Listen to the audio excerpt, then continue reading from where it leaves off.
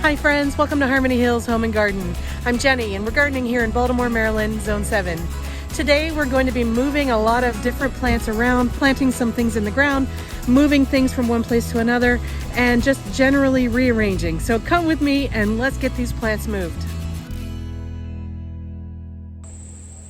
The first thing to move is this INCREDIBALL hydrangea, which was so totally eaten up by the deer. It has to move out of the front yard. The deer have plenty of access to it right here, and I don't want to have to keep spraying it to make it beautiful. So it's going into the backyard. The only place in the backyard that I think gets enough sun that still has room in it, or could be made to have room, is right here where I have this bobo hydrangea. So I'm going to be taking out this bobo hydrangea, putting that into a container that I can move to sunny areas, and then I'm going to be putting the INCREDIBALL right here. And I think it's going to be a nice spot because it's in the corner, the top corner of the backyard. It's going to have plenty of room for the INCREDIBALL to get nice and large and be a showpiece right here. And the bobo will do fine in a container as well. And finally, after I move this hydrangea and pot up the other one, if I have time, energy, and good weather, I might be putting some more plants into this area. So we'll just see how the day goes. First things first though, it's time to go back and get that bobo potted up into a nice big container. The bobo hydrangea is one that I just planted, I think it was 2 or 3 weeks ago, so it hasn't really been here very long, and its root system probably hasn't spread out all that much into the surrounding soil. So I think it should be pretty easy to dig up and pot into this container. Now this container is one that I just picked up at Lowe's yesterday. It matches some other ones that I have already purchased and planted up around the garden. So I like it because it's plain, it blends in, there is nothing calling attention to the pot. Instead, it'll call attention to the things that are in the pot. So that's what I like in a good container. This container is made out of lightweight material, probably plastic or fiberglass or something similar. It's got a 3-year warranty on it, and says it won't crack or fade or chip. We'll see. And yeah, I had to drill holes in it for drainage. I put 2 big holes. I think those are 1.25 inch, 1.5 inch holes in there down the bottom. Now what I like to do with big holes like this is to prevent soil from leaking out. I like to cover it with, usually I use an old rag or paper towel even. This is an old kitchen towel that had been turned into a rag. And so I just put that down there, and water will still be able to leak out through the holes through this fabric, but the soil will stay in. Did I mention this is 20-inch diameter pot? It's pretty big, and it's probably bigger than this hydrangea needs right now, but it'll be fine for allowing that to grow in place. Supplies for this project are pretty simple. I need my container with drainage holes put into it. I need some soil for in the container. Today I'm using this natural organic raised bed mix that I picked up at Lowe's. If I need more soil to fill this up, because this is pretty big, I'm going to top it off with that container gardening soil. It's just what I have on hand. It's what I bought recently for other projects. And so just make sure that you're using a soil that's a little bit lighter. Don't use topsoil. Don't use heavy stuff. You want the roots to be able to get moist, but then drain away so that they don't rot. And then I have my shovel for digging that out, and I have some Biotone starter fertilizer for getting the roots off to a great start.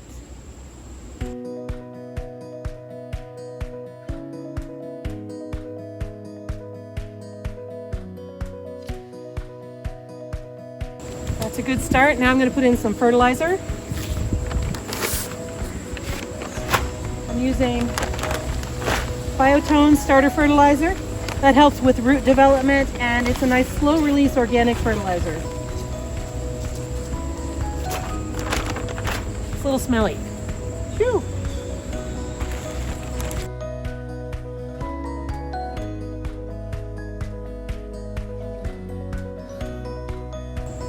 Just like I thought, this was only in there for a couple of weeks, so it had not yet started to root in, so it was very easy to pull out. So here it goes. Okay, and just backfill with soil.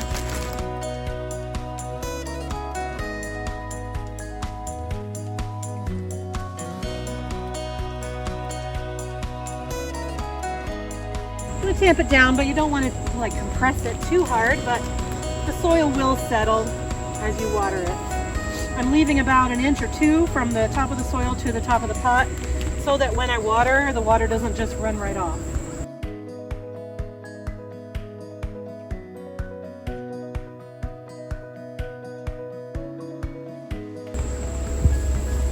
I'm going to give it a nice deep water. I think before I water it though, I'm going to just set it where it's going to live. I'm just going to be putting it right here on the side of this flower bed for the rest of this season. I don't know where it'll live next year, but for now it'll just be right here. And I need to level this spot a little bit so that it doesn't lean.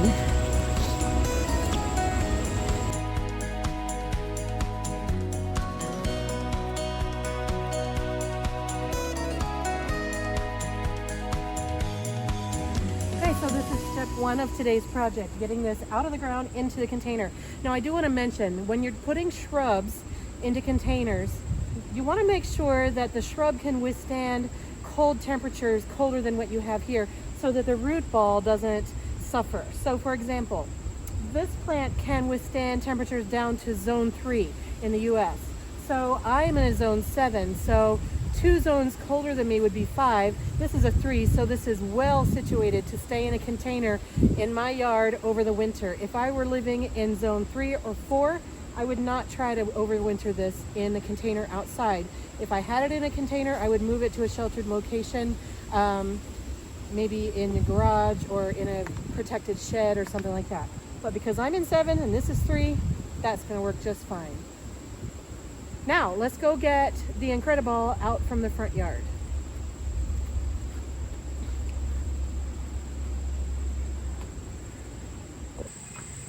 This plant has only been here for a couple of weeks, and so it too is not going to be rooted into the ground very deeply, so I should be able to just pull this right out.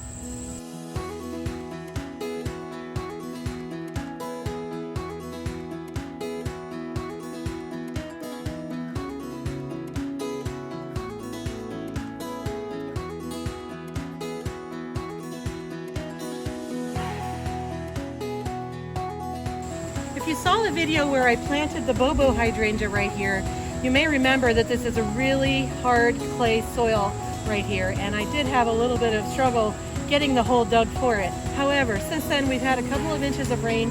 I'm anticipating much easier digging today.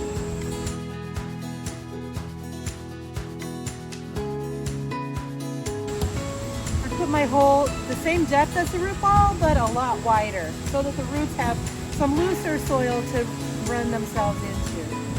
I'm going to be putting some biotone into this hole as well.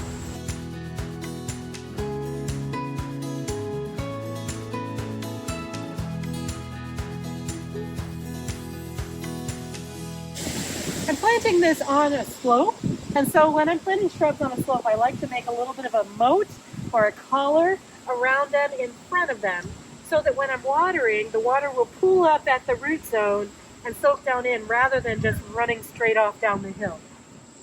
Okay, that's it. Now I just need to water. Now, even though the deer totally ate almost every leaf off of this plant about 5 days ago or so, it's already recovering. You can see new growth already shooting out from various nodes that it has along each stem. So this plant is very resilient. I know that it wasn't the end of the plant when it got damaged, but it was disappointing, but I know it's going to fully recover, so it'll be just fine right here. So that's 2 hydrangeas moved into their new locations. Hopefully the deer will stay off of them, but I am going to spray them with deer repellent. I'm probably not going to do that on camera. Maybe I will. I don't know. Anyway, so this part of the project is done. Now I have spaces out in the front garden where I've removed various things over the last couple of days, and now I think I can start putting some new plants out there that I have waiting over on my driveway, and they've been there. They're clearance plants, some of them are not. And so let's go see if the weather will hold. We'll get some of those into the ground too. In this area, I have a lot more room now than I did just a couple of days ago. I've taken out 2 of the big 2 yellow knockout roses that I didn't like. I also took out the vegetables because the deer damage and borers and who knows what else was causing that. It was just a mess. So they went out. And I just moved the INCREDIBALL. So now I have a lot of room and it's time to think about what I want this design to be again. So I have two ENCORE azaleas that are the same variety as the ENCORE azaleas that I have on the other side of the front walk. So I think they're going to go in here, and let's go see what else we have on the driveway that might go in here as well. This is the current state of my plant stash. You all have a plant stash, right?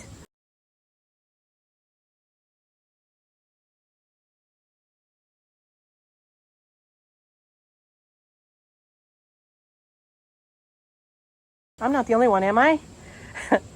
This is a Ruby Slippers Oak Leaf Hydrangea. I just purchased this yesterday. Oh, look, we have a caterpillar. Anybody know what kind of caterpillar is this? Is it a good one? I don't know. I'm going to move it off of my plant so that we don't have eaten leaves. You can come over here and eat this hydrangea. Yeah, do that.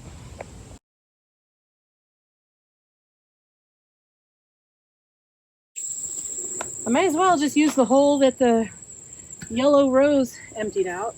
Why not? It's a good hole. Phytone.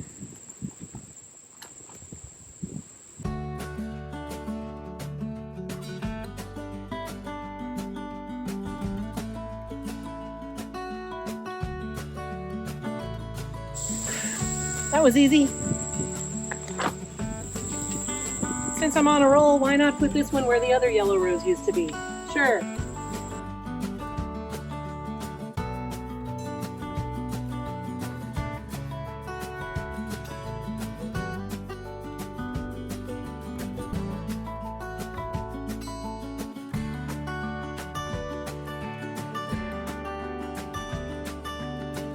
Well, we are getting a few intermittent rain showers here, so I'm not sure how much of this project I'm going to catch on film, but let me just share with you what I'm going to do. I'm going to be wrapping these azaleas with some deer netting and trying to protect them from being eaten, because that has happened to me in the past with a new azalea.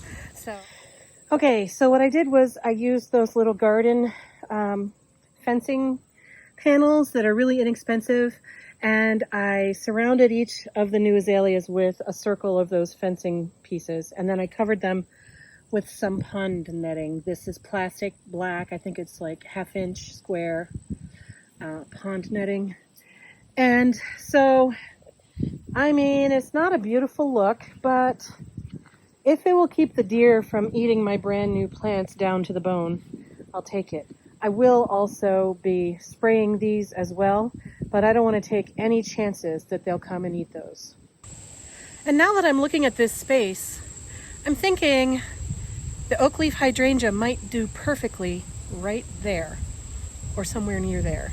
I need to go read the tag, and I think I'm going to do a quick Google search on it too to see about its deer resistance and or its sun preferences. So let me go do that.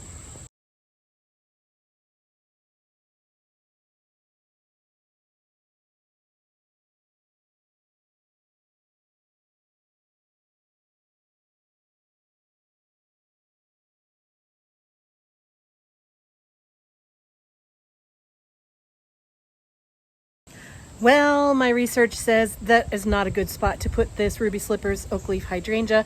It's too sunny and hot in the summer on the front of the house, and it is susceptible to deer browsing. So, little girl, you're going to be going into the backyard inside the fence somewhere, not sure where, probably down by the hammock.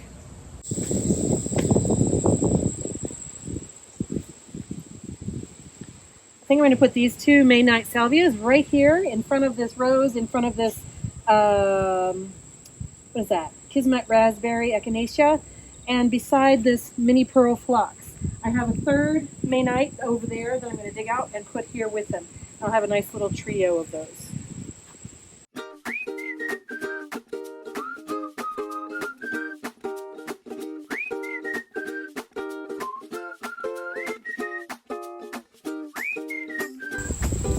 Now this one has been in the ground over there for 5 years, and so it has nice long roots on it.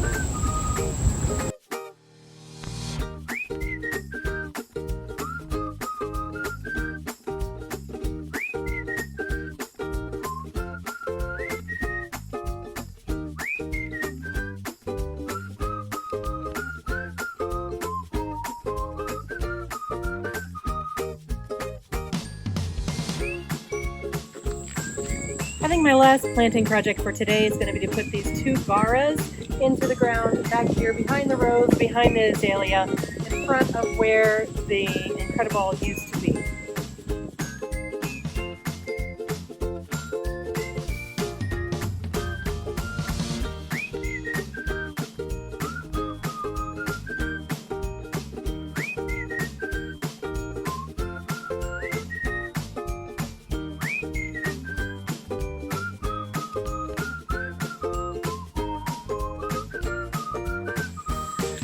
Well, folks, I did way more planting today than I anticipated I'd be able to.